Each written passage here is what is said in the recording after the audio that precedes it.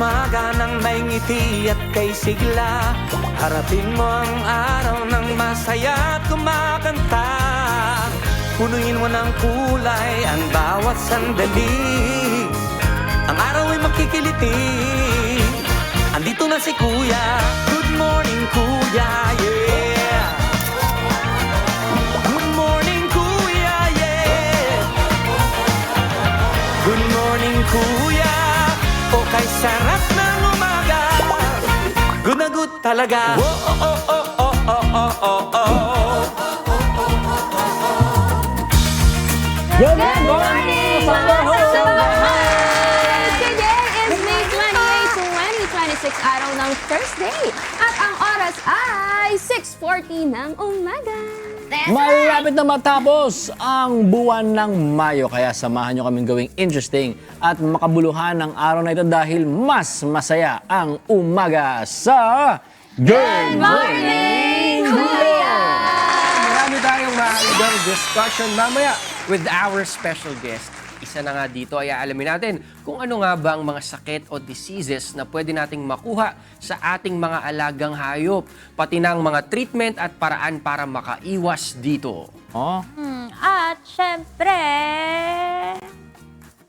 dahil kung sisimulan natin ang month of May ng may sustansya, tatapusin rin natin ito on a healthy note. Kaya mamaya tatalakayin sa atin ni Doc Joseph Lee kung ano nga ba ang role ng nutrition sa ating urinary health.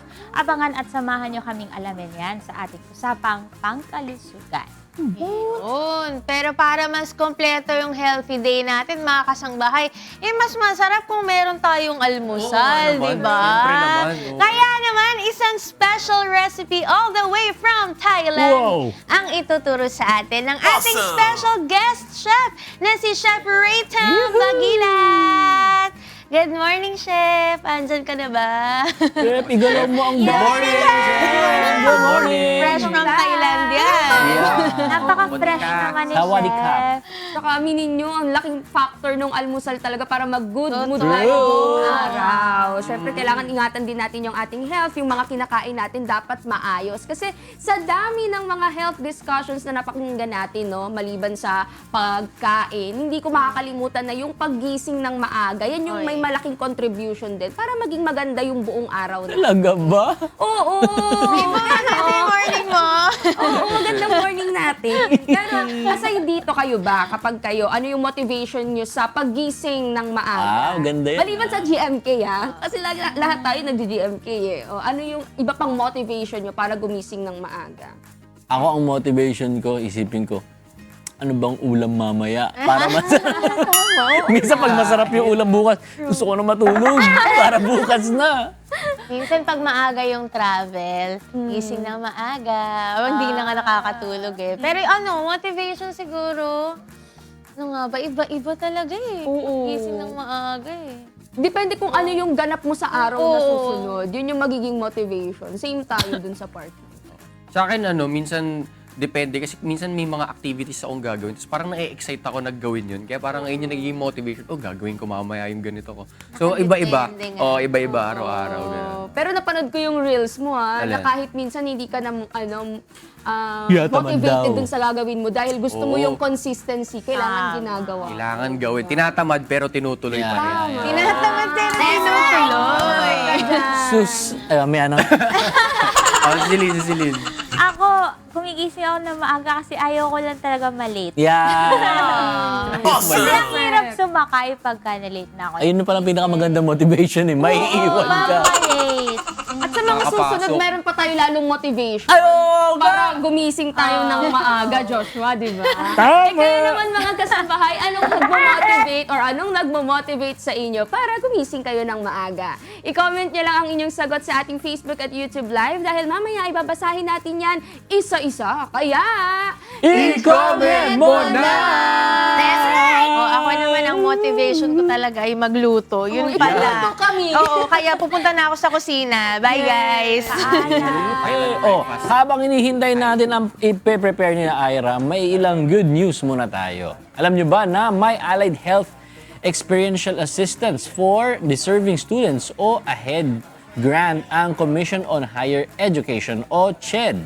Ito ay one-time 25,000 pesos financial assistance na ibinibigay para sa mga health science students na nagtapos ng related learning experience o RLE hours tulad ng internship, hospital rotations, community practicums at iba pang RLE requirements na matatanggap directly ng qualified students. Ang maaaring makakuha ng AHED grant ay ang mga enrolled ng second year to fourth year sa mga wards na ito, sa mga sumusunod sa nursing, medical tech, MLS, midwifery, nutrition and dietetics, occupational therapy, respiratory therapy, radiologic tech, pharmacy, speech language pathology, dental medicine o DMD, optometry o DO, at veterinary o DVM. Siyempre, mas priority nila na unang mabigyan ng assistance ang mga estudyanteng malapit na makagraduate at galing sa pamilyang may mababang income. Para po makapag-apply as a grantee, sundan lang ang steps na ito. Una po ay magbukas ng account sa online sa website na ahed.ched.gov.ph/register at ipasa po ang inyong proof of income at application. Next ay kailangan i-confirm ng eskwelahan na kung saan kayo enrolled sa kanila at nagtitake ka ng RLE courses this term.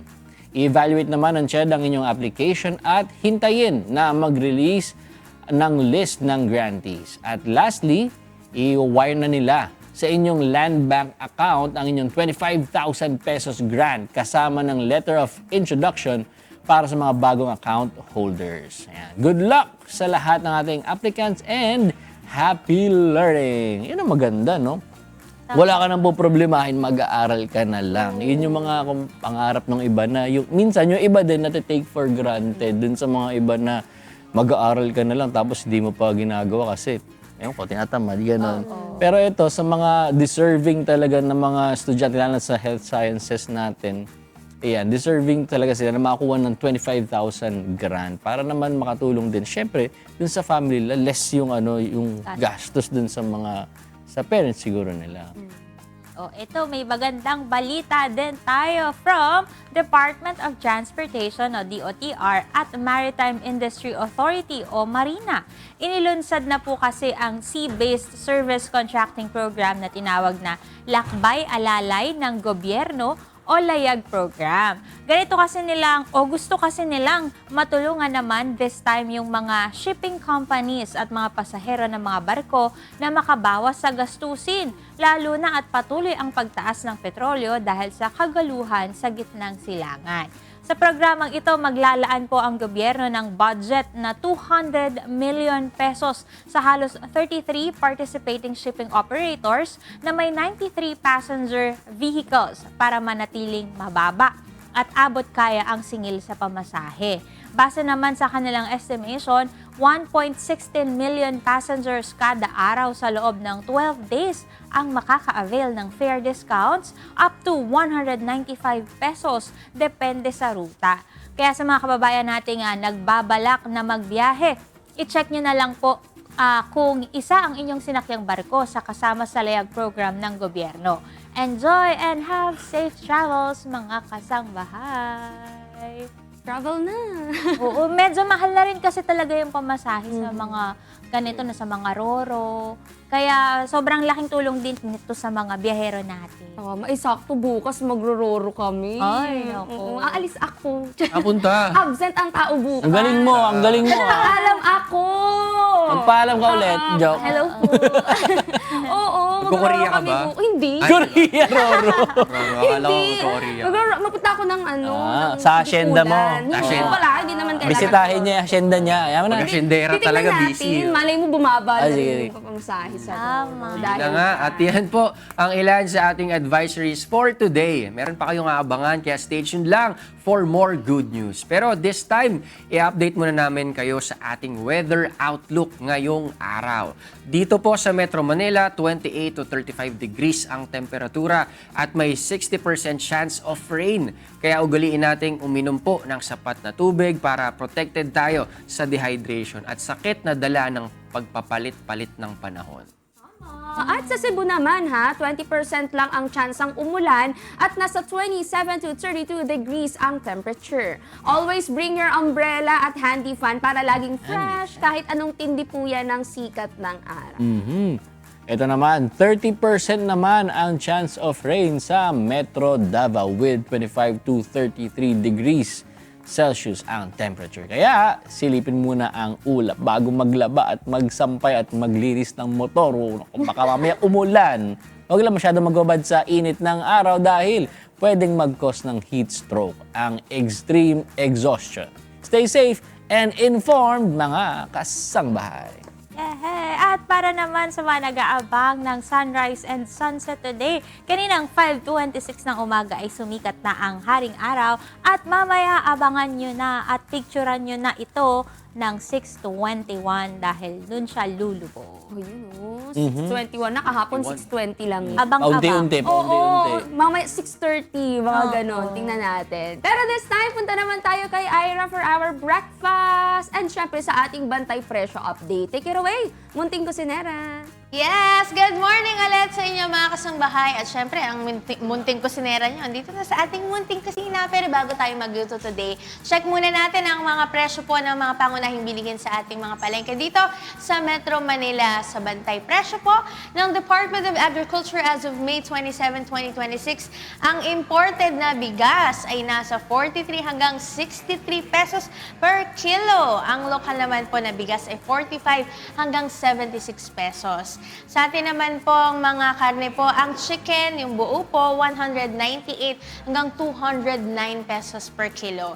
Sa atin pong mga isda, ang bangus na medium size po 230 hanggang 250 pesos per kilo. Sa atin pong mga gulay, ang sitaw 115 pesos, ang talong 87 pesos per kilo, ang kamatis naman 67 pesos per kilo, ang lechugas 218 hanggang 215 pesos po. Ang bawang naman, bumaba ito, no? 146 pesos hanggang 383 pesos po kada kilo. Ang pulang sibuyas, tumaas 90 hanggang 106 pesos per kilo. Ang puting sibuyas naman po, 96 hanggang 104 pesos per kilo. Ang sili naman, 140 pesos. Ang luya, 133 hanggang 171 pesos per kilo. Ang brown sugar po, mga kasangbahay, 73 pesos per kilogram. Ang itlog, 8 pesos per piece. At ang mantika, 99 pesos hanggang 163 pesos po kada litro. At eto na, para naman turuan tayo ng kanyang unique recipe dahil ready na po ang ating mga ingredients. Minimal lang po mga ingredients natin today. Makakasama natin uli ang batikang chef na kilala sa masasarap na Asian food. At meron din po siyang mga international training. Kaya naman tatatak sa inyo kapag natikman nyo ang kanyang mga dish. Tawagan na po natin ang fresh na fresh from Thailand, Chef Raytam Bagilat! Hello, Lisa. Sawadee ka po.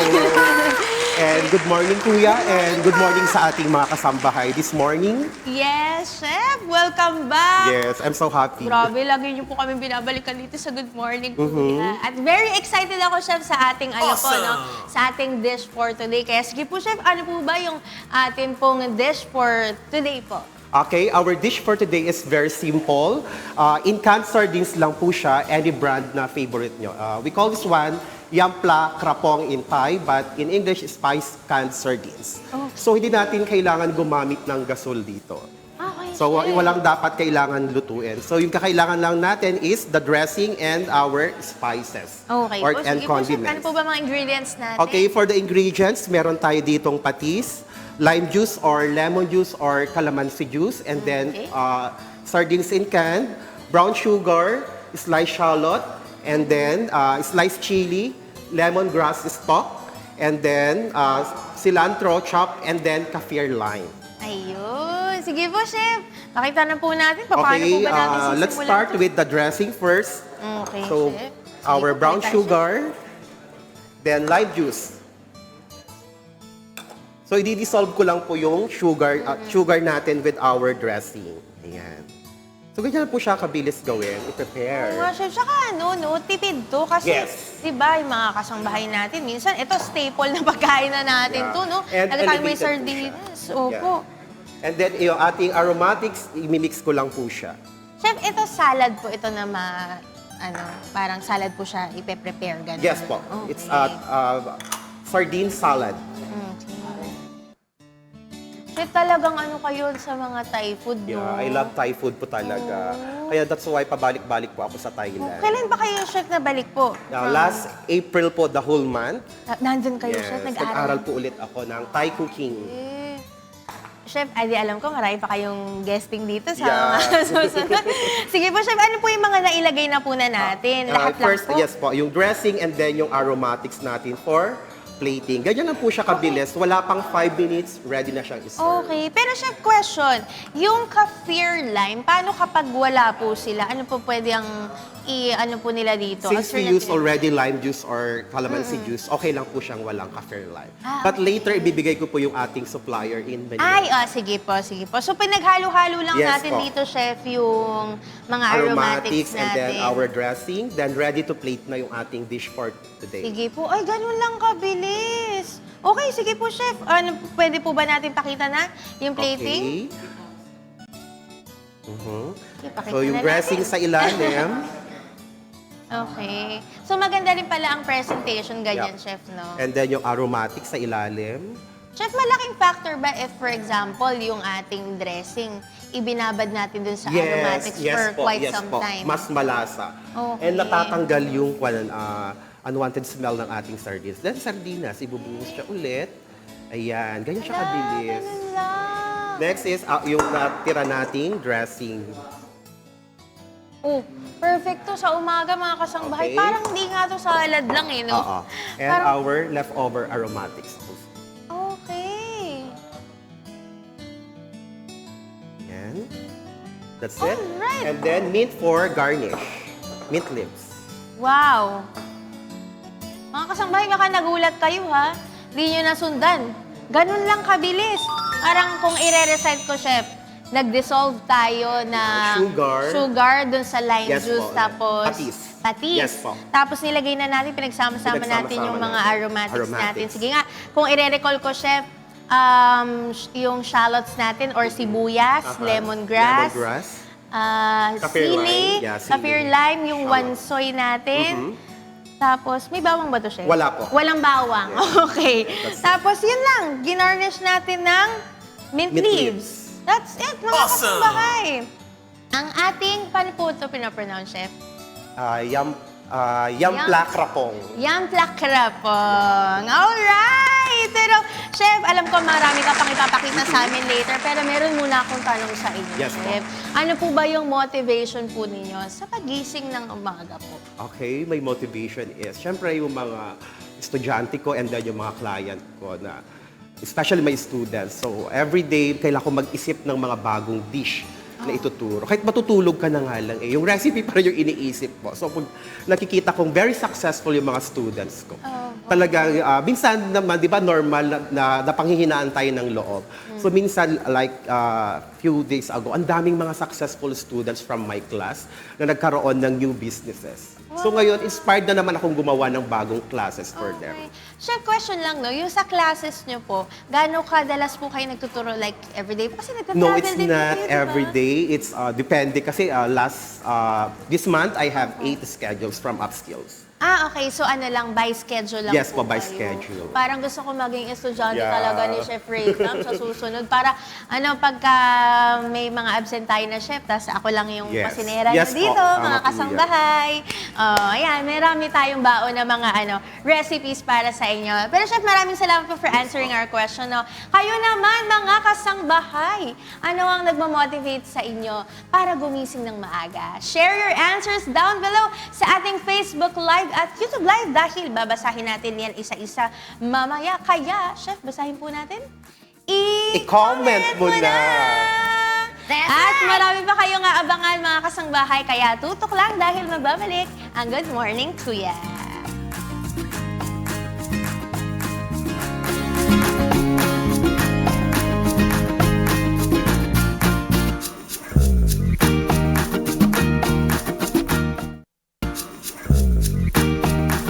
Welcome back to Good Morning Kuya!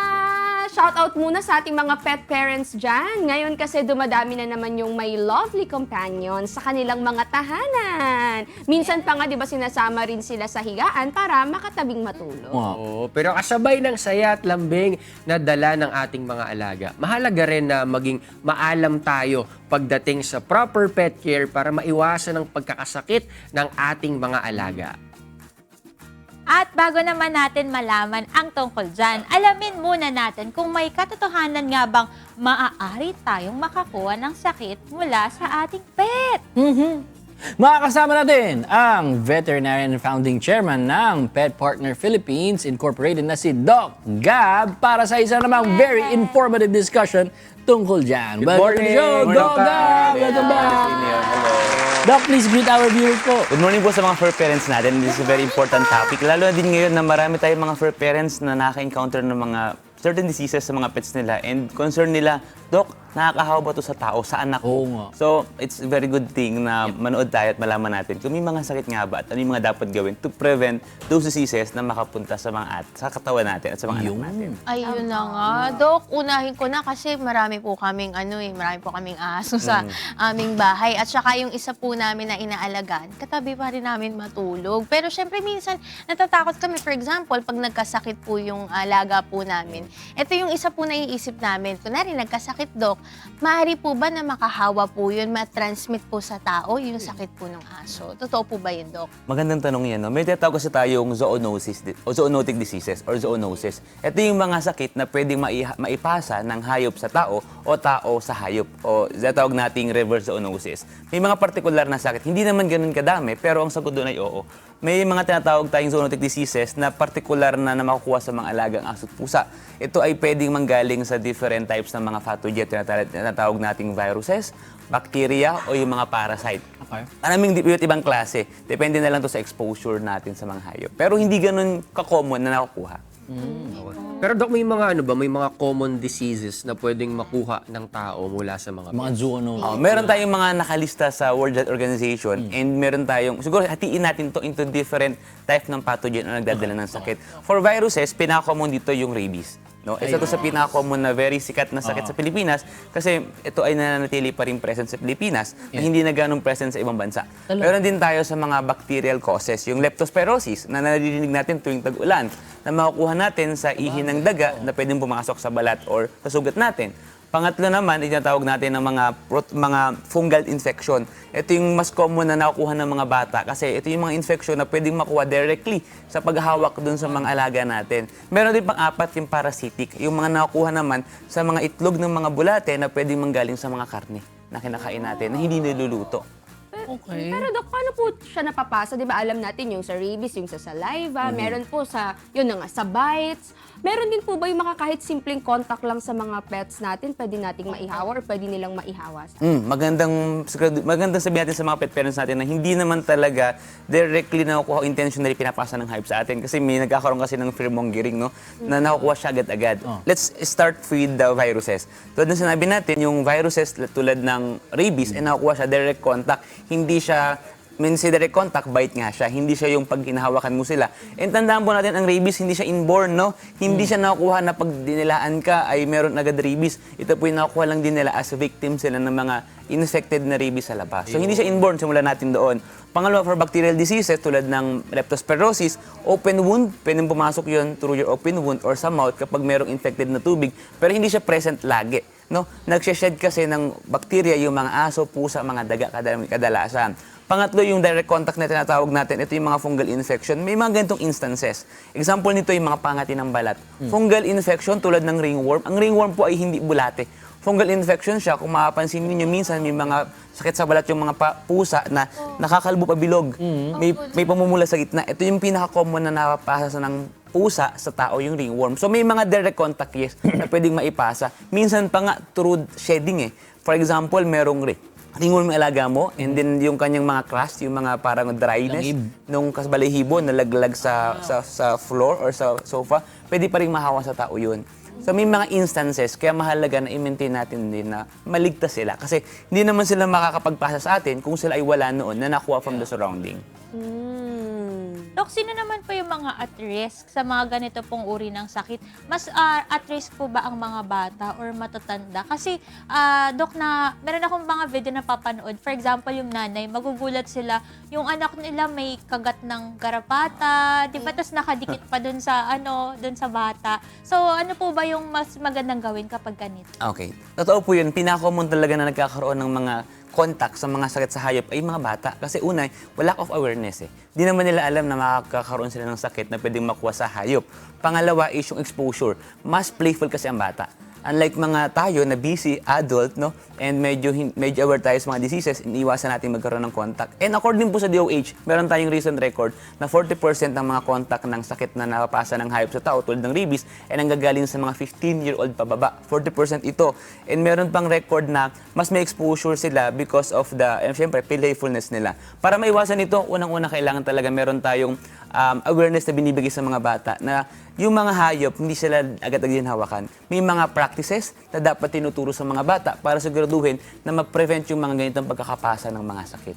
Dok, sorry, may question lang po ako dun sa binanggit niyo po kanina, kung tama po yung narinig ko. Yung sa parasitic po na mga infection po ba Yes. yun? Anong mga klase pong sakit po yung pwede makuha po dun, Dok? Okay. For parasitic infection, meron tayong mga, for example, toxoplasmosis.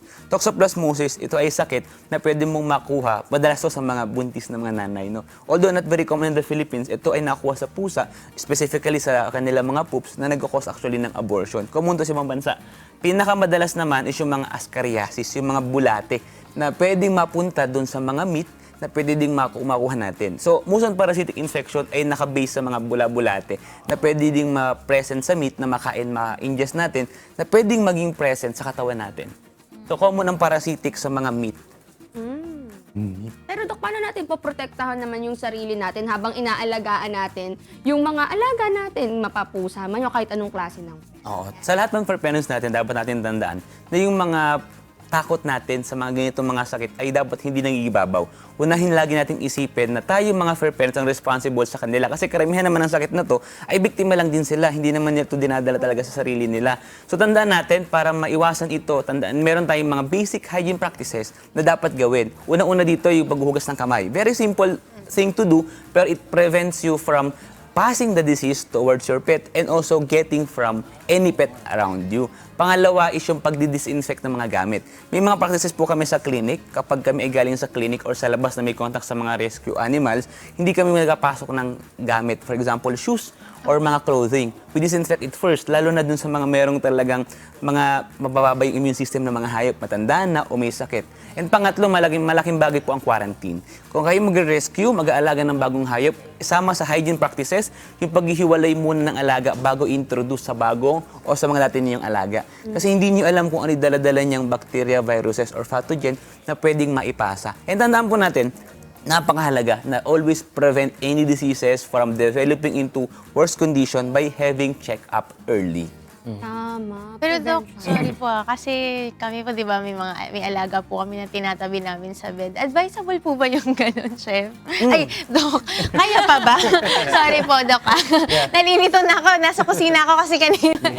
Actually, I do the same thing. No? Meron din ako mga pet na kasama ko matulog. Kasi meron akong pet talaga na makakatulog lang siya pagkatabi ako eh. Cat siya specifically. So, it's not something that you have to be afraid of. Kasi yung mga cat naman natin, saka mga dog natin, may mga preventive care naman na pwede para maiwasan yung mga common na sakit na napapasa sa atin. Like mga tick and flea preventives, panlaban sa kuto garapata, deworming, para maiwasan yung mga bulate na pwedeng maipasa sa atin. Yung mga sakit din sa balat ay preventable ito through proper management care. So walang problema ang katabi silang matulog. Siguro ang advice ko lang kung may mga allergic sa bahay, pwede naman kasing masanay or pwede din nating consider ito in terms of management. Pero Doc, di ba merong mga vaccine po na binibigay tayo sa ating mga pets para hindi din po sila magkasakit? Ano po ba yung mga pinaka-importanting vaccine na meron dapat yung mga alaga para at the same time hindi rin po makuha ng mga tao yung Yes, sakit? very good question. Unang-una talaga dyan is yung nakalagay sa batas. Obligado na meron pong rabies vaccination ng mga alaga natin as early as 4 months old. No? Dito kasi nagsimulang bumaba na immunity from the mother na kailangan na siyang bakunahan. Hindi pwedeng earlier than 4 months kasi hindi magde-develop ng antibody. And yung mga vaccine na to, tulad ng rabies, ay isa sa pinaka-importante kasi may mga sakit tulad ng rabies na hindi naman nagagamot once may symptoms. Para naman sa ibang sakit sa cats and dog, hindi naman na ipapasa sa atin yung ibang viruses eh. Pero for information ng mga pet parents natin, tinatawag tayong core vaccine, yung 5-in-1, 6-in-1, mga 8-in-1 vaccine na preventive naman for viral, kadalasan yung narinig ninyo. Parvo, distemper, ay preventable siya through vaccination. Sa cats, may tinatawag tayong 3-in-1, 4-in-1 vaccine na malaki ding bagay kasi maraming sakit ang highly contagious sa paligid. Dok, yung vaccine po na yun, sa yung 5-in-1 po, especially po sa mga dogs, kailan po ba siya, kailan ulitin po? Okay. Depende ito sa kung kailan mo sinimulang i-deworm or sa health status. Wala kasing specific talaga na time frame. Pero kung sundin natin to as early as 2 weeks talaga, nagde-deworm na dapat tayo. Deworming is the first step. Kailangan siguraduhin na healthy sila before we introduce vaccine. Kasi the vaccine will definitely change the immune system when it will activate yung antibody to develop. May mga antibody kasi na hindi nade-develop kapag mahinay katawan nila tulad ng may bulate. Ang interval nito depende sa type ng vaccine na binibigay. Usually, nag-range siya ng 2 to 3 weeks period yung interval. Once matapos mo yun, obligado kang mag-yearly vaccination. Pero Doc, nabanggit niyo po kanina yung hygiene. Napaka-importante ng hygiene. Pwede po ba kayo magbigay ng mga simple na mga hygiene practices na dapat gawin ng mga pet owners araw-araw? Araw-araw. Bukod sa simple paghugas ng kamay, malaking bagay din po yung pagpapaligo. Hindi naman to daily, pero may mga instances kasi na yung mga pet natin exposed sa labas. No? Tandaan po natin ang hygiene, hindi lang po sa tao, pati po sa hayop. Even yung simpleng pagwawak mo sa labas, kung nagkaroon po sila ng contact sa mga lugar na medyo common nilalakaran ng mga ibang hayop din, pwede tayong maghugas ng paa nila, ng po-empad, lalo na yung mga may balahibo. Dinidikitan kasi din yan ng mga spores na pwedeng fungal or yung mga ibang sakit. So, hygiene tulad ng taking bath for your pets ay mahalaga. Pero sa mga pangligo ng mga hayop, kasi iba, minsan kung ano yung ginagamit ng tao, yun din pinangligo niya. Ano ba yung advisable po ba na soap or shampoo for our pets? Tamang-tama. Kasi hindi po natin pwedeng gamitin ang normal na shampoo at sabon ng tao. Kasi masyado mataas ang chemical nito. Tandaan natin, may normal oils ang balat ng mga hayop na kailangan i-maintain. Masisira ang normal oils, doon nagkakaroon ng flaky, nagkakaroon ng parang dandruff, nagdadry yung balahibo kasi sensitive sila to those chemicals. So, meron tayong mga animal-based formulated shampoo na pwedeng makita sa mga pet shop, pet clinic, may mga organic din tayo. And tandaan natin kapag mga ganitong shampoo and mga medication, hindi tayo nagta-trial and error. Kasi meron tayong mga pets na sensitive, may mga pets tayo na walang balahibo, meron tayong may makapal ang balahibo, may manipis. So, depending on their type of coat and balat, doon tayo nagbibigay ng klase ng shampoo ng sabon. So iba-iba rin po yung mga type of shampoo for iba't ibang coats na mga... Yes. Okay, ang galing. Ganun pa. Wala silang hiyangan. Sa tao may hiyangan di ba? So sa kanila, meron na talagang mga specific talaga na mga sabon. And dagdag ko lang siguro, may mga specific medical condition din na nangangailangan ng specific din na treatment for specific skin disease. So, may mga hiyangan na tinatawag na hiyang sila sa ganung type. Pero minsan kasi, as they age, nagkaka-develop sila ng mga diseases sa skin na yung normal mo na shampoo, kailangan mo nang palitan into a medicated one. Dok, matanong ko lang, kasi ang nauuso ngayong summer, ang daming mga aso yung nagkakaroon ng parang galis, di ba? Yung natatanggal yung balahibo nila. Totoo po ba yung pinopromote sa mga social media na Madre de Cacao na shampoo? Kasi parang yun po yung madalas ko nakikita. Yeah.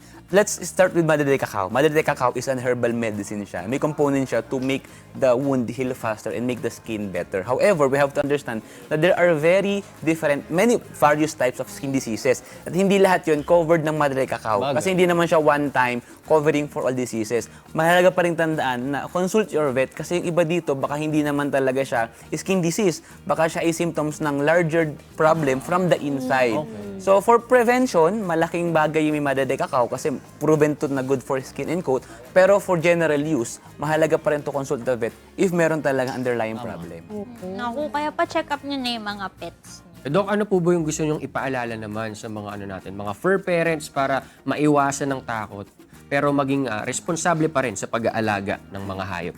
As a vet, as a vet, I would like to advise all fur parents po na there's nothing you have to be afraid of. Pinakauna dapat we make ourselves informed kung paano ba natin ma-maintain na healthy ang ating mga alaga. Kasi tandaan po natin, tulad ng sinasabi ng World Health Organization, meron tayong One Health approach.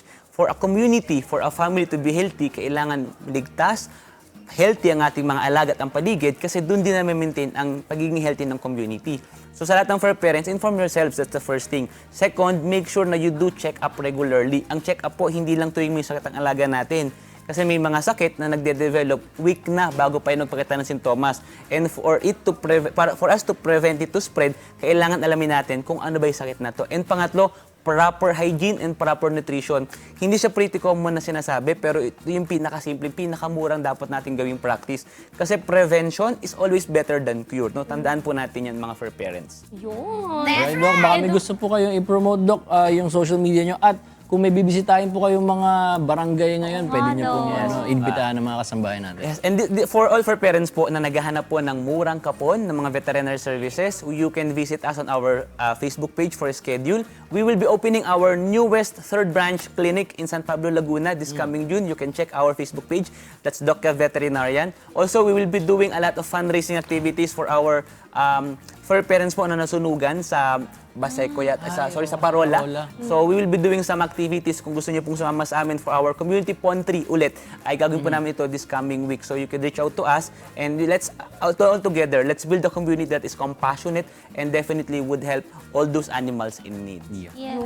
Thank you so much po, Doc Gab Almera. Napaka-importante talaga na ma-inform yung lahat ng tao no, tungkol po dito sa pet care. Lalo na at napakarami po ng mga owners na may unique pet sa loob ng kani-kanilang mga bahay. Kaya mga kasangbahay, lagi nating tatandaan yung mga na-share ni Doc Gab dahil ang responsible pet owner ang tunay na pet lover. Yay! Ay, eto, Doc Gab, bukod po sa mga information na bigay niyo po sa amin tungkol sa mga pets, may tanong din po kami. Curious po kami, Doc. Ano po ba yung ginagawa po ninyo na motivation para gumising po kayo ng maaga in the morning? I see. Okay. As someone kasi na talagang exposed in the community, nakita ko na there's a need for me to be physically active and healthy. Actually, I wake up almost every day 5 a.m. to do cardio exercise. And then kasi meron akong fitness routine or workout every evening. So with my coach, ako ay na-encourage talaga na maging active kasi I know that I have a lot of things to do. And for me to be able to do it, kailangan I start with myself first. Yeah. I have to take care of my body, eat well, exercise, and that is why I always wake up early. Yun. Iyan, may natutunan ka ba doon? Exercise, oo. Kasi may gym body din po kami dito. Okay. Medyo beginner pa lang, Doc. Opo, Doc. O ayan, para naman sa ating mga kasangbahay na humabol sa live stream, tatanungin din namin kayo, ano ba ang nagmo-motivate sa inyo para gumising ng maaga? I-share nyo naman ang sagot ninyo sa ating Facebook at YouTube Live dahil mamaya, babasahin natin yan isa-isa. Kaya, I-comment mo na! Alright, again, maraming salamat po, Doc Gab, for visiting us today. Ngayon naman, humingi tayo ng update sa inihandang almusal nila, Chef Ira at Chef Ray Tam. Kamusta naman kayo dyan? Ito na, legit na. Chef na yung kakausapin ko, At ito, mga kasangbahay, no? Dun sa mga kanina, hindi nila naabutan kung ano ba yung prepare namin ni Chef Ray Tam. Pakita lang natin ulit ang Yum Plak Chapong, ang Thai-style Spice Canned Sardines. Alright. Napakadali lang i-prepare kung di nyo naabutan, mga kasangbahay, yung natin procedure.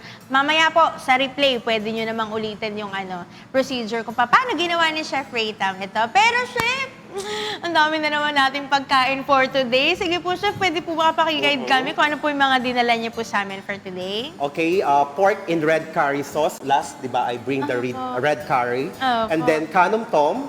And then your request, our Thai pork spare rib soup. yung maasim. Oo. So favorite ko na rin po siya since favorite ni Miss Ira. Grabe, alam niyo ba mga kasangbahay, sabi ni Chef, 2 oras daw niya itong pinalambot. Yes, para malambot talaga siya. Kasi Chef, ito nung nagpunta ako ng Thailand, isa yan sa pinaka nagustuhan ko na pagkain nila. Aha. Medyo close siya sa lasa din ng Pinoy food, pero ibang-iba pa rin yung flavor Yes, niya. I think because of the mixed aromatics na nilalagay. Yes, pero sobrang sarap talaga niya. Pero Chef, may iba pa kayong bit-bit po, Mhm. ano? Okay, this one is the Thai spring rolls with cilantro dip. Wow! Yan.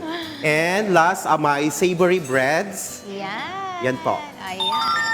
O, di ba? Kumpleto tayo. Sa mga protein, meron tayong dessert. na Appetizer dito, and diba? dessert. And meron din tayong salad. Maraming salamat po. You're Chef welcome, Miss Rita. Pero Chef, alam ko, no, kanina binanggit nyo, meron po kayong mga kinoconduct na mga classes. Yes po. Paano po ba kapag gusto po nila mag-enroll po sa mga classes nyo? Sige po, Chef. Okay, sa gustong mag-enroll sa aking face-to-face classes, visit kayo sa aming website at upscales.com.ph.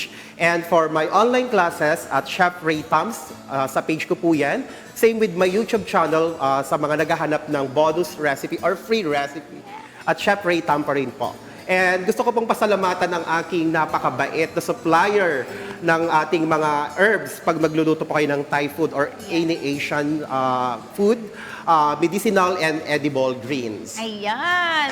Naku, Chef, nung nakaraan na pinakita mo sa akin, no, nakakita ko yung mga list nila at saka yung mga pictures ng mga herbs na Yes po. available sa kanila. Yung mga hindi mo talaga nakikita sa regular na mga supermarket, Yes po, opo. makikita mo doon sa kanilang sa Facebook page. Hanapin nyo lang yung herb supplier na yan. Kung gusto nyo magluto din, ito especially Thai food. Medyo kakaiba kasi talaga yung mga herbs na ginagamit natin dito. Kaya yun, Chef, maraming salamat po. Chef, baka meron pa pala kayong gusto i-shoutout. Sige po, go ahead po. Okay, sa mga estudyante ko lang po ng Upskills at Chef Ray Tam po. Good morning po sa kanila. Yeah. And happy Good morning cooking and baking. Yay! Maraming salamat po, Chef Ray Tam. Ayan, follow nyo na si Chef sa kanya mga social media pages. At kung meron nga rin kayong gustong classes na enrollan kay Chef, hanapin nyo lang yung schedule din, Yes Chef. po, No? opo. At kung anong klaseng class ang gusto nyong enrollan dyan sa Upscales. At sana mga kasangbahay, nag-enjoy kayo sa recipe natin for today. Ang prepare sa atin ni Chef Ray Tam. And for more Cuisine Adventures, abang lang kayo palagi dito everyday, ha? At syempre, ang lagi kong paalala sa inyo ng inyong munting kusinera, don't forget to cook with love and cook it right! Susunod naman po ang ating usapang pangkalusugan kasama po ang ating favorite urologist na si Dr. Joseph Lee. Kaya stay tuned lang mga kasangbahay because we'll be right back.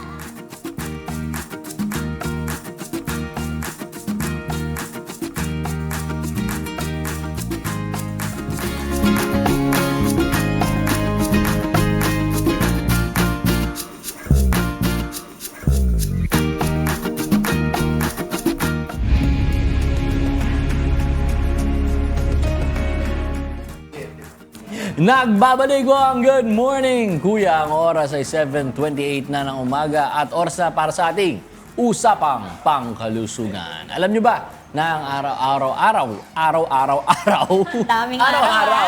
Oh, kasi isang linggo yun eh. Araw-araw natin kinakain at iniinom ay may malaking epekto sa kalusugan ng ating urinary system. Yes, mula sa kidney hanggang sa bladder, malaki ang papel ng tamang nutrisyon sa pag-iwas sa iba't ibang kondisyon. At para mas mapaliwanag sa atin ang tungkol dyan, syempre, wala tayong magagawa. Makakasama natin ang ating favorite urologist and naturopathic doctor. Walang iba, kundi si Doc Joseph Lee. Good morning, Doc. Yes! Good morning, Di ba? Doc. Nakakatawa yung hair mo.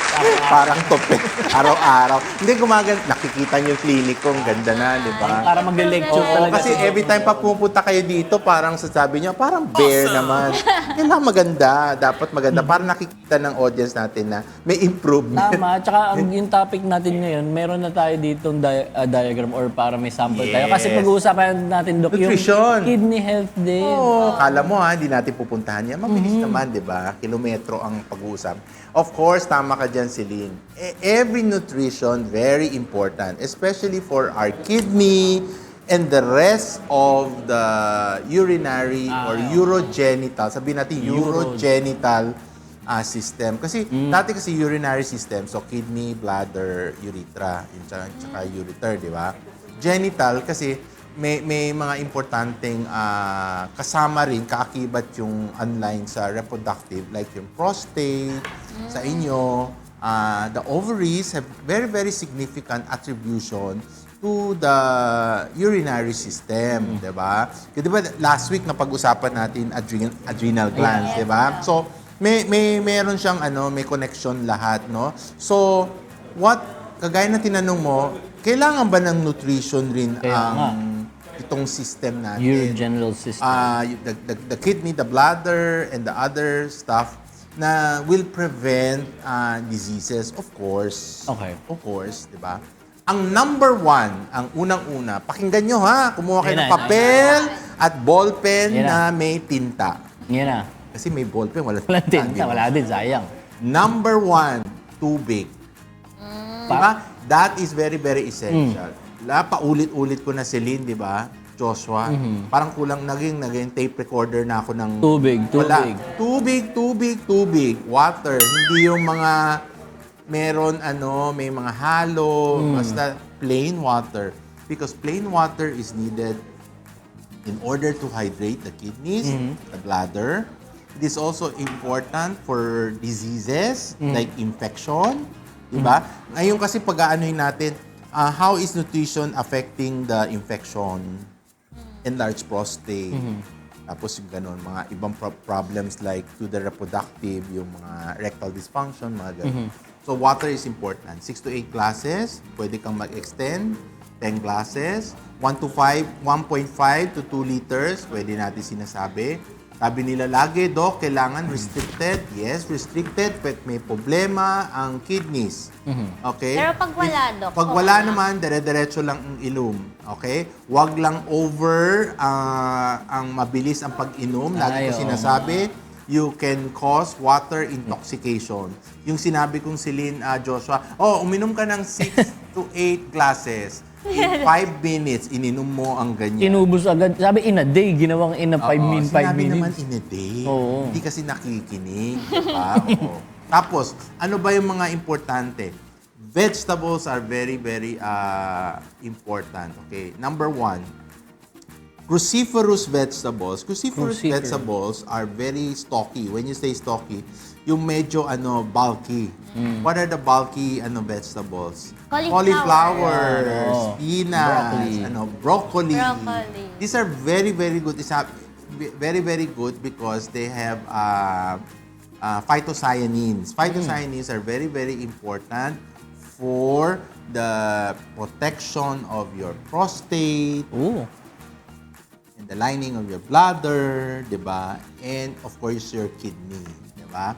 Why kidney? Kasi yung sinasabi nating antioxidant effect. So, prevent niya yung mga free radicals, yung mga sabi natin, yung masasamang elemento na pwede i-convert yung cells natin to bad cells. Ay, oo. Di ba? Yung mga So, maging pangit. Oo, di ba? So, these are very, very good. And of course, you have elements or nutritions in the foods like yung fish, yung omega-3, 6, 9. These are very, very good for the kidney, for the bladder, and for the prostate. Di ba? Kasi meron din siya Fish mga oil. zinc. Fish oil. Oo nga. These are very, very good. No? Hindi ibig sabihin, ay, gusto mo yung oil para bumata ang kidney. Hindi. These are in order to preserve the lining of the tubules and the linings of the layers of the bladder. And of course, reproductively, sa prostate, lalo na sa mga kalalakihan, this is very, very good in order to better produce your seminal fluids. Okay? Then, we have foods that has lycopene. Ano ba ang food na may lycopene? Tomato. Talaga, Dok? Yeah, di ba? Tomatoes, ha? Lycopene pala. Yes, because it has antioxidant. It's very, very good, especially for the kidney and again for the bladder. Kasi bakit? It protects you from invasion. Pag-invasion ng bacteria. Invaders. Diba? Kasi so ibig sabihin ng ganun, Celine, mas protektado ka, mas preventable, kasi mas hindi ka tatamaan ng mga UTI, mga ibang sakit, di ba, fungal, because of your lycopene and everything. And the rest of the foods that we have, like a lot of fish, yung lahat ng lahat ng vegetables natin. Yung kasi kanina yung Cruciferous, cruciferous, no? medyo specific. Yes. Can give you minerals like zinc, vitamin B complex, 'di ba? Na that are very very good in order for the preservation of the kidney. Now sa prostate naman, marami tayong mga pagkain, yan sinasabi na nakakatulong besides the fish and the vegetable. Okay. So besides that, kwento muna ako Besides that kasi, meron tayong mga pagkain naman dapat kontrolado. Anong Iwasan kontrolado? naman natin yan. Yung masyadong maalat, 'di ba? Meron tayong mga pagkain na mataas ang calcium that can connect to our oxalate. Pwede maging bato. Okay. So ito yung mga peanut, mga anything that has to do with a lot of purines or even red meats Ay, na oo. sobra. They can interact later on in our body that can cause stones. You have to remember, Celine, Joshua, ang pinakamataas na bato, the type of stone is calcium oxalate. Calcium, okay. Ang oxalate kasi nasa katawan na yun, napoproseso natin eh. Now, ang kulang lang kasi yung combined compound, yung calcium. O di ba sasabihin mo, ay, Dok, paano yan? Hindi na ako iinom ng gatas. Hindi na ako kasi may calcium. Tapos pinapainom ako ng yung calcium pa. tablet, Yes, so- 'di ba? Para sa buto ko. Hindi naman ibig sabihin hindi pwede, but in a regulatory form. Now, when you call on mga food, kailangan hindi marami. Yung tansyado, 'di ba? Kaya sabi natin always, even in food, we have to eat in moderation, 'di ba? Hindi ka naman pwedeng araw-araw nagpipinat, nagkakasoy, ganun. Tataas lahat yung uric acid mo and then can form stone. Okay. So, Dok, may question ako about dun sa sinasabi niyo sa food to avoid. Kasi yun nga kapag kunyari may mga conditions na mataas yung uric acid, usually ina-avoid yung, iba na rin natin yung mga munggo. yeah, Pero uric acid.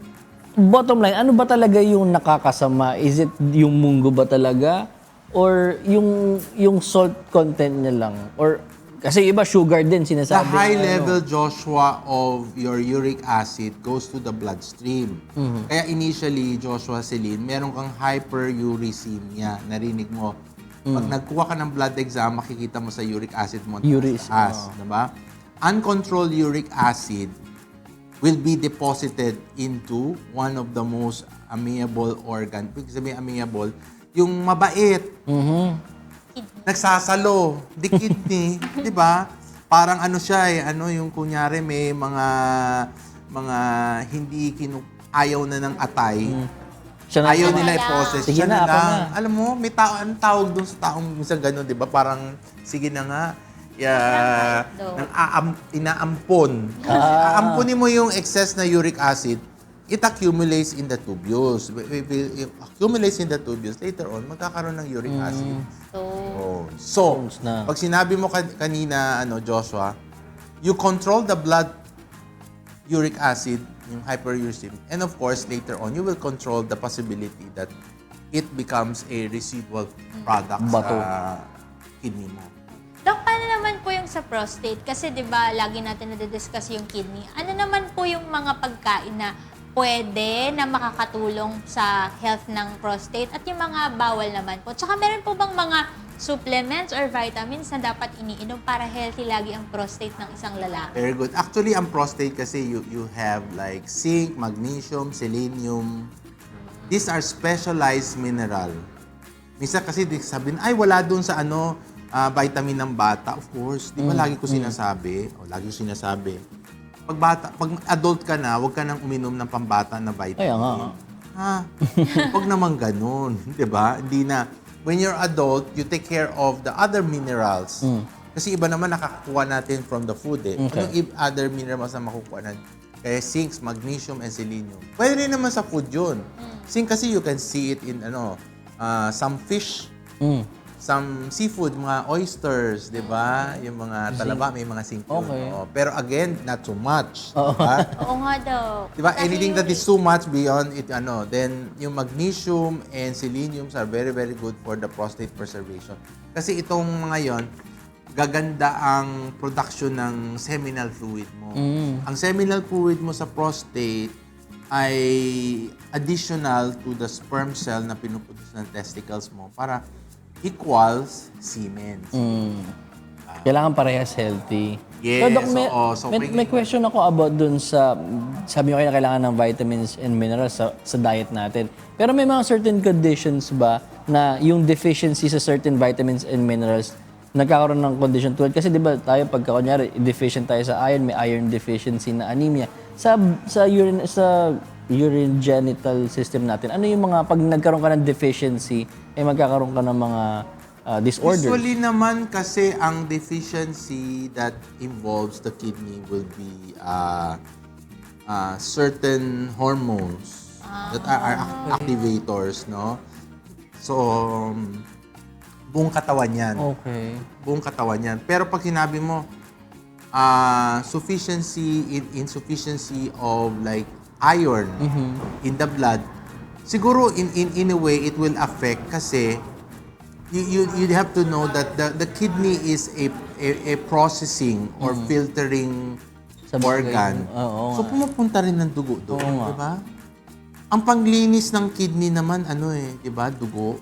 May dugo rin naman eh. So in a way, kung sinabi mo ay may anemic effect ka secondary to nutritional, oo. Ganun rin ang magiging effect sa Okay. kidney. Pero yung complication niya will not be yung sabi mo ay baka mag-shrink yung kidney, ganun. Siguro ang mangyayari kasi is like it will not be as protected now pag dumating ang infection o kasi kulang, 'di ba? Yun lang nang Yun yung na-overwork. Pero Doc, ano naman yung mga practices na dapat iwasan o bantayan para hindi naman ma-overwork yung mga kidneys natin? Huwag nating iisipin kasi lagi, ay, dalawang kidney. Oo nga, dalawa Okay naman yan eh. Pwedeng ibenta yung isa. Dok. Oo, pwedeng ibenta yung isa. We will always have to think na why is it always bilateral? Bakit dalawa? Nga eh. Why is our eyes Dalawa. oo. Can you imagine all of us have one eye?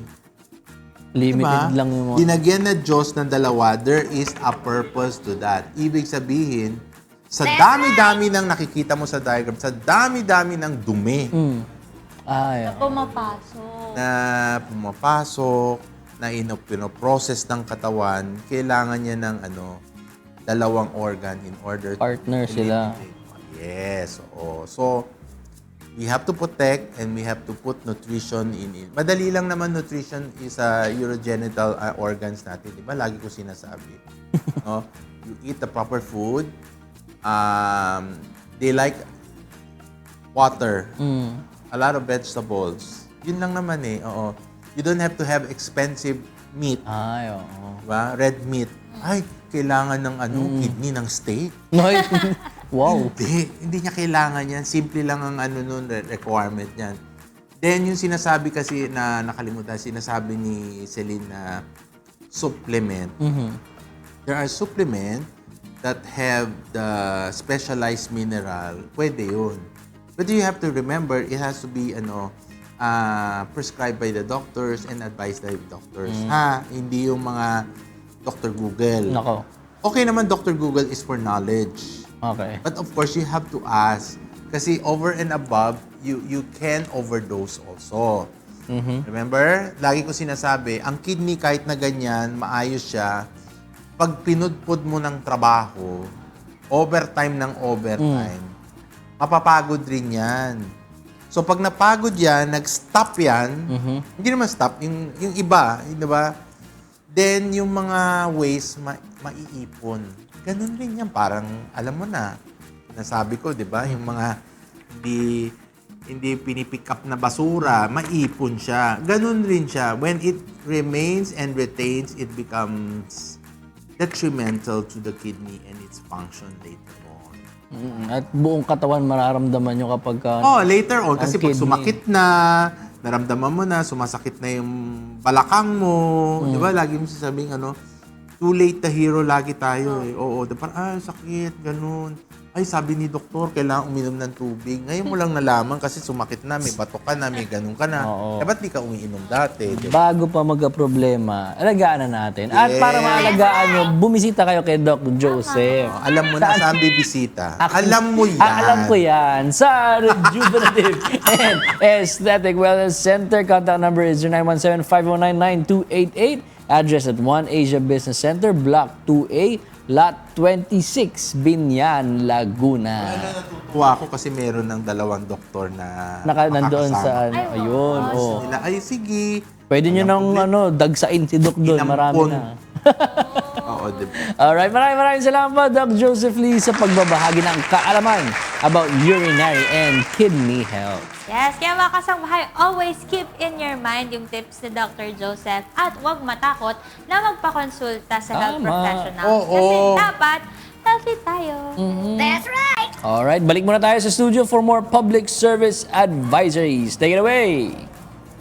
Yun at dahil damang-dama na natin ang papalapit na rainy season, Joshua and Celine, binalita naman ng Department of Social Welfare and Development o DSWD na nakahanda na sila na magpadala ng tulong sa mga maaaring maapektuhan ng tropical depression, Doming. And as of May 27, 6 a.m. kahapon, naka-prepare na sa mga DSWD warehouses sa iba't ibang dako ng bansa ang halos 5 milyong family food packs, mahigit 360,000 na ready-to-eat foods at almost 300,000 na non-food items para siguradong may masustansya na makakain, malinis na damit at gamit ang ating pong mga kababayan kung sakali man na tumama na ang bagyo. Ayun, nakakatuwa. Itong DSWD, isa rin ito sa madalas na pinaggagawaan ng community service ng ng MCGI. Nag-volunteer tayo na mag-repack ng mga goods na ipapamigay ng DSWD doon sa mga areas dito sa Pilipinas na nasanantangan ng bagyo or nakaranas ng mga natural calamities. Kaya nakakatuwa kasi nakikita natin din yung bunga nung ginagawang effort ng ating mga volunteers dito sa ginagawa rin ng DSWD. That's right. Maraming salamat po. At ito naman, shoutout muna sa lahat ng nakatunin ngayon sa ating YouTube and Facebook account. Kanina, tinanong natin sila kung anong nagmo-motivate sa iyo para gumising ng maaga. Narito po ang ilan sa kanilang naging sagot. Galing kay Elena Yang, isa sa mga dahilan ko sa pagising ng maaga ay ang mga bayarin. Tama Yun yan. lang. Hindi kasi siya Disney princess, kaya bangon-bangon din. Bayarin. Bow. Ito naman ang sabi ni Jane Flores, ang motivation ko para gumising ng maaga ay ang mga bills at ang mga dahilan ng bayarin ko. Ang fur babies ko. Alarm ko rin sila dahil bago pa mag-start ang GMK, tinatalunan na ako sa kama. Aba! Siguro Alarm clock! kanina ng benta na natin. Doc, benta na natin. Yung mga pets niya. Shout out sa mga pets. So, eto, fresh from the Philippines, Robert Carl Amparo Yorca, ang sabi niya, Oy! ang nagmo-motivate sa Oy! akin para gumising ng maaga ay yung pakiramdam na may purpose ang araw ko, kahit pagod o mabigat minsan dahil sa kulang sa tulog o puyat. Iniisip ko na bawat umaga ay panibagong chance para maitama at may matulungan o may maabot na pangarap kahit paunti-unti lang. Napakagandang sagot. Parang may kulang yan. Napakagandang May sagot. kulang yan. Tumawag ka ngayon. Perfect yan. Tama yung maagang gumising para ready sa buong maghapon hanggang gabi. Beautiful answer. May patawa-tawa lang sa gilid, pero dapat sagutin niyo rin ito, Doc. Ano ba ang iyong motivation sa pagising sa umaga? Sige talaga. Yes, Doc. Kayo. Kayo. GMK, di ba? Ba't ako nagigising? Pwede naman akong humulata. Wala kaming magagawa tuwing Thursday. Wala kayong magagawa pag Thursday. Wala tayong choice. Siyempre, you wake up and you always thank God na masaya ka. You're alive. At you're alive, di ba? Mahirap kasi. Matawa ka, Ian. Di ba? Okay naman, Dok. May ano lang. Hindi, Natutuwa kami sa sagot niyo, Dok. Kinikilig lang ako. Sure ka. Hindi daw kasi ang gwapo mo rin ngayon dahil sa Dok. Kaya, Very bagets, Dok. Very young looking. Alam mo na. Ngayon ka lang namin Hindi ko alam nakita sa kung ganyang tupi. gupit. Oo, sabi ko dun sa ano, yung naggupit sa akin. Gawin mo ako parang bagets. Yeah. Kasi ngayon, kasama ko mga bagets. Anong bagets? Sabi niya. Kasi yung naggupit sa akin, ano na rin forgets na rin. ganyanin mo na, ganun. Diba? Diba? Sabi ko, sige, ganyan. Sabi ko, sana hopefully, nakikita yung malaking ulo para kay Bagets ka Josephus. pa rin. Dok. Hindi, nagiging bagets ako kasama ko kayo. Yeah. Very youthful. Naku, nagtatawa-tawa yung FB natin dito. Forgets na rin daw siya. Sino? Kuya Ale! Ay, hindi, direct, wag i-alam. Ang edad. Secret lang, secret. Ayan Si ayan ang Joshua. motivation ni Doc. Doc next time pag tinanong namin kayo yan, pa rin sagot niya. Of course, it will Magbago, be ah. my answer forever. We love you, Doc Dok. Joseph namin. Ay, Doc, nanonood si Kuya. Ay, kuya! Good morning, Kuya. Naalala mo, una-una, tahimik ako, di ba? Hindi ko alam, through the years. Ate Arlene, I do not know. Pero syempre, motivation ko. Yan yung mentor ko, Dago. Oo. Di ba? Alam mo yan, direct, di ba? Tahimik naman talaga ako. Kaya nga, Doc. I did not, Bakit na ganun yung sound effects nung I sinabi just ni Doc? did not Tahimik siya. know. Bakit gumaganon ka? Hindi kasi po yung sound effects gumana. Tingin. Oo. Alam naman nila eh. Alam naman nila eh. Hindi ko lang alam through the years. Na-forget mo na rin yun, Doc. Ay, marami sila. Ay, ako marami sila. Wag mo na tigil. Baka ibungkal nila yan. Ang makita niyo yung pinaggagawa ko. Dati rin, Doc eh. Tahimik lang ako dati, Doc, pero dahil sa'yo, naging ganito. Ay, ganun ka rin. Kasalanan mo daw, Dok. Bakit daw naging ganito si Josh? Nanipa. Maganda yan, gawa natin slideshow lahat ng mga ano ni Doc dito sa GMK. Oh my God. Compilation. O, direct ha. Ano, Maghanap editor. ka. Ayun kaya nila. Maghanap ka ng 1 or 2. Yung mga pinaggagawa ko. Doc Joseph Tor. Wow. Doc Joseph Mentality. yung nabablock ako, tinatanong ako ni Kuya, meron yun eh. Tapos sinabi pa doon sa isang host, si Rina, explain mo nga sa kanya. Parang di niya naiintindihan. Hindi ko talagang maintindihan. Kasi si Kuya kasi malalim ng Tagalog. Hindi ko masabi sa sarili, I really cannot understand. And hindi ko naman ako pwede magsalita. Magiging mali ang sagot ko, right? Opo, Doc. Okay Pero lang mga yan, Doc. Ngayon, expert ka na. Tapos yung saglit pa. Tapos yung isang experience ko na, di ba may show si Kuya? Susunod after. na after. Tapos mamaya sabi niya, biglang sasalita siya dyan. Sabi, may guest tayo, si Dr. Lee. Ha? Ako guest? Ikaw palagi. Yo, ikaw na ang guest. Ano mo, magaling Biglaan. yan eh. Magaling siguro. That's what happened to me. Ayan na. Ang resulta. Ito na. Yan na. Mag-greet na kayo. Ngayon naman, shoutout din po sa ilang mga commenters natin sa ating live stream. Sina Jeffrey Campañero, Prongo, Dominic Bolima, Rowena Alinsunurin, Manuel Cunanan, Amelia Mercado, Jessa Aniete Hamon. Masaya kaming makasama kayo this morning. Siyempre, meron pa tayong dagdag good vibes for this morning. Narito ang schedule ng Clinic on Wheels para sa mga kababayan nating nangangailangan ng libreng check-up at mga gamot. Ito po ang ating mga schedules ng Mobile Dental and Optical Clinics, May 28, 2026. Ang unit number 2 po ay nasa Sitio, Tuyo, Barangay Gibanga, Sariaya, Quezon. Sa Riaya, Quezon. Ito naman, ang ating pong Unit 3 ay nasa Barangay Buhangin, Davao City. Ang unit number 4 ay nasa Purok 3, Barangay Luz Banzon, Hasaan, Misamis Oriental. Ito naman po ang Unit 6, Sitio Sayaw, Barangay Bantigue, Bantayan, Cebu. Doc, Ay, ako na pala.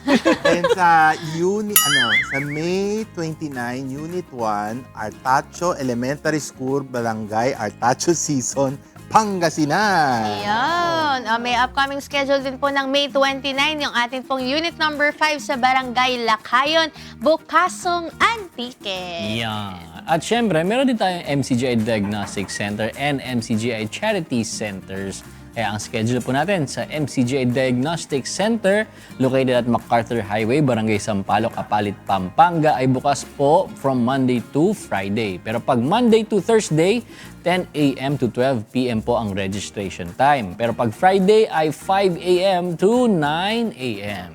Siyempre, meron din po tayong weekly medical mission sa Barangay Doña Orani, Bataan. Every Monday po yan mga kasambahay. Ang registration time from 5 a.m. to 9 a.m. Bawal malate. At ang ano rin po, no, ang MCGI Charity Center, Valenzuela City, na matatagpuan po sa number 22 T. Serrano Street, Marolas, Valenzuela City. Open po sila every Monday. Ang registration time po dyan ay from 5 a.m. to 9 a.m. At ang MCGI Charity Center sa Parañaque City naman po, nasa 4th floor, 88 Square Mall, Barangay San Dionisio, Parañaque City. Open po sila every Tuesday, 5 a.m. to 9 a.m. din po ang registration. Ayun, Meron pa oh. tayong MCGI Charity Center dito sa Quezon City, mga kasangbahay. Located po yan sa number 35 Reliance, Barangay Nagkaisang Nayon, Quezon City. At bukas po yan every Wednesday. Ang registration time naman po dyan ay 5 a.m. din po hanggang 9 a.m. Siyempre, meron tayong MCGI Charity Center sa Davao del Norte, Acaso Compound, Barangay Apocon, Tagum City, Davao del Norte. Every Thursday, open hanggang ngayon. Ngayon. Open hanggang ngayon. Open po ngayon. Open today. Yan. Anong oras? 6 a.m. to 11 Yan. Because today is right. Thursday. At bukas ay MCGI Clinic naman tayo sa number 141 E. Rodriguez Avenue, Marikina City. Every Friday po yan. Ang ating registration time ay nagsisimula ng alas 5 ng umaga hanggang alas 9 ng umaga. At para naman updated kayo sa ating mga interesting features, huwag kalimutan mag-follow and subscribe sa UNTV News and Rescue at Good Morning Kuya official social media pages. Ang saya-saya ng mga tao ngayon. Yan! Mga happy Kung na alam mo lang. Very happy. Sarap ng pagkain Napakasaya. natin Dahil dyan. Napakasaya. Yung I-shout out mo na, Dok. Sino ba? Shout Shout out ka, Dok. Hindi, ano. Sino ba ang simu? Huwag masyadong masaya kasi baka hindi makapasok bukas. Sakto lang. Ay, sobra. Sobra. Saks lang. Ay, kami na lang. Masaya ako, ha? Masaya ako. Papasok po si Tinik. Ay, hindi po siya makapasok kasi pupunta po siya sa Asyenda. Masbate. Dahil niyang Baka hanapin kasi ako ng mga kasambahay. Wala akong bukas. Kayo na. Sige, sige, Baka sige. hanapin. Yes naman for all, ingat lagi. It's still summer, di ba? Maraming, inom lang maraming. Water. Good day. Oh, batiin niyo si Mami. Ay, mama ko, hello. Oo, siyempre, pagalitan na naman ako. Ano na pinagagawa ko? Yeah, good morning kay Mami. At syempre, babating ko rin ang aking Mami, ang aking Daddy. At see you na. Good morning. Sino pa? So, thank you. Thank you, Doc Jack Mendoza of J.E. Dental Clinic. They provide cosmetic, orthodontics, and general dentistry. J.E. Dental Clinic will help you achieve your healthiest and most beautiful smile. For inquiries, you may visit their Facebook and Instagram page or visit Connecticut 161 Unit 1 3rd floor, Bansalan Street, Veterans Village, Quezon City. Contact number is 0917-312-5742. At, ay, babatiin ko rin ang isa pang motivation ko nanonood. Yun. Hi, good morning, Ali. Yun! Diba talaga? Ganun dapat. Kayo talaga? Napakalakas. Oo. Ibang class. Sa ibang, Try mo. Sa ibang tao na lang talaga ako kinigil. Pero yun, good morning po sa family ko sa Las Piñas, kila Go, kila Tala, and kay Sam. Good morning! Shoutout sa inspiration ko, si Ian. Uy, may inspiration talaga. na. Hindi, Doc. Grabe, Wala. no? Sila lang. Dalawa. Sila lang. Ay, naku. Hello, Sige na, greetings wala na. tayong babatiin kagaya nung kay Joshua. Sa inyo na yung love life, sa akin na lang yung pera, guys. Charis! Sa'yo Pero na. yun lang, good morning sa mami ko, kay Zia, kay Brother Nante, kay Kuya Zai, sa Trabalyan for the Has family, good morning. Pagbati mo lang kay... Pagbati mo na kay Tini, ang inyong binibini. Yeah! Namiss namin yan. Good morning. Wala din akong babatiin, Dok. Babatiin ko lang din si Ali. Hello, Ali. At syempre, ang aking Maxi. Hello, Next time, matagdagan yung babatiin natin. Sabi nga ni Ian, sa iba na lang tayo kinikilig. Sila lang batiin natin. We support you. Salamat. Sana ay mas na-inspire at na-motivate kayo to live a healthy lifestyle sa ating episode ngayong araw. Simulan natin yan by waking up early and tuning in again tomorrow dahil mas masaya ang umaga sa... Good morning! Morning, Kuya! Good morning!